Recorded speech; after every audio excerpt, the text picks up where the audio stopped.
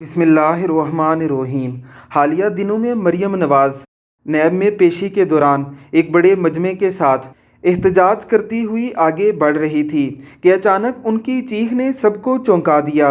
हुआ कुछ यूँ कि दक्कम पेल के दौरान एक शख्स का ज़ोरदार मुक्का उनके कंधे पर लगा, जिससे उन्हें आगे की तरफ धक्का लगा। इस तरह से अचानक मुक्का लगने पर उनकी बेइख्तियार चीख निकल गई। वो अपने साथ मौजूद कैप्टन सफ्तर को भी बता रही हैं कि मुझे किसी ने मारने की कोशिश की है। इस वाक़े की इन्वेस्टिगेशन जारी है।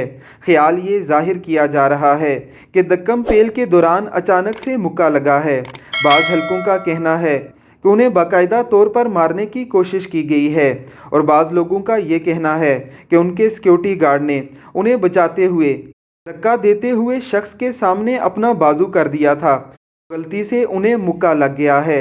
खुदा जाने इसमें क्या हकीकत है। हुकूमत वक्त को फिलफौर उन्हें सिक्योरिटी देनी चाहिए और उन्हें पाबंद करना चाहिए कि इस तरह के एहतजाजी मुजाहिरों के साथ वो नैब के ऑफिस में ना आएँ। उनकी अपनी ज़िंदगी को ख़तरा है और किसी भी हादसे की सूरत में पाकिस्तान इंतशार का शिकार हो सकता है।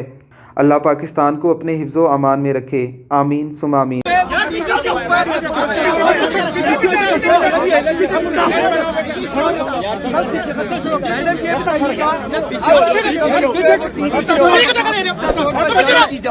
ये कर रहे हैं